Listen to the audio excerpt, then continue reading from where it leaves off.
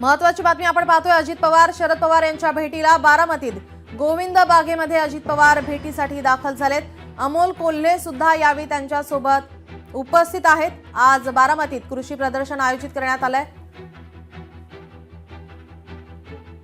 आपले प्रतिनिधी अमोल धर्माधिकारी आपल्या सोबत फोन लाईन वरून जोडलेत। अमोल, काय अधिकची माहिती? खरं तर आज बारामतीमध्ये कृषी प्रदर्शन आयोजित करण्यात आलेलं आहे, ज्या कार्यक्रमाला दोन्ही काका पुतणी आपल्याला एकत्र पाहायला मिळतील। त्याचबरोबर महाराष्ट्राचे जे राज्यपाल हे सुद्धा प्रमुख पाहुणे म्हणून या कार्यक्रमाला उपस्थित आहेत। सकाळी 10 वाजता या कार्यक्रमाला सुरुवात होईल, मात्र त्याआधी अजित पवार हे सकाळी शरद पवार यांच्या निवासस्थानी पोहोचलेले आहेत। गोविंद बागमध्ये अजित पवार, शरद पवार आणि खासदार अमोल कोल्हे हे सुद्धा एकत्रित उपस्थित आहेत। काल महापालिकांचे जे निकाल लागलेले आहेत ज्याच्यामध्ये दोन्ही राष्ट्रवादीला समाधानकारक यश मात्र मिळालेलं नाहीये आणि त्यानंतर आज अजित पवार हे शरद पवारांच्या भेटीला गेलेले आहेत। दोन्ही राष्ट्रवादी खरं तर या महापालिकांच्या निवडणुकीमध्ये पुणे आणि पिंपरी चिंचवडमध्ये एकत्र लढलेले होते आणि त्या पार्श्वभूमीवर आपण पाहतोय की विलिनीकरणाच्या चर्चा आहेत त्या सुद्धा मध्यंतरी सुरू होत्या।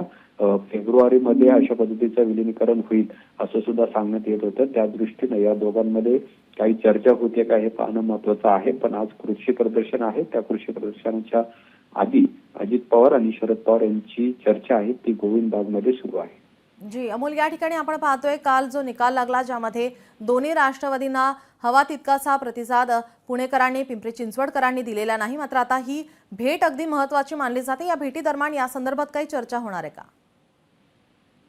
नक्कीच, कारण की काल पुणे पिंपरी चिंचवडमध्ये अजित पवारांचा दारुण पराभव झालेला आहे। पिंपरी चिंचवडमध्ये तर खूपच कमी नगरसेवक त्यांचे निवडून आलेले आहेत आणि पुण्यामध्ये जवळपास 21 नगरसेवक निवडून आलेले आहेत। असं असताना अजित पवारांना हा खूप मोठा धक्का आहे, कारण की होम ग्राउंड अजित पवार यांचं हे पुणे जिल्हा मानलं जातं। मात्र तिथेच त्यांना मोठा धक्का मिळाल्याने आता नेमकं पुढच्या राजकीय हालचाली काय या पवार कुटुंबियांमध्ये होतात हे पाहणं महत्वाचं असेल। एकीकडे दोन्ही राष्ट्रवादी एकत्र लढल्या असताना या दोन्ही राष्ट्रवादीने आगामी जिल्हा परिषदेच्या निवडणुका सुद्धा आहेत आणि तिथं सुद्धा हे दोघे एकत्र लढतात का हे पाहणं महत्वाचं असेलच। पण विलिनीकरणाच्या संदर्भातल्या ज्या चर्चा आहेत ज्या मध्यंतरी सुरू होत्या त्या पुन्हा एकदा या भेटीमुळे सुरू झालेल्या आहेत। धन्यवाद अमोल, आपण दिलेल्या सविस्तर माहितीसाठी। लोकशाही मराठी ऐका, पहा, जागरूक रहा।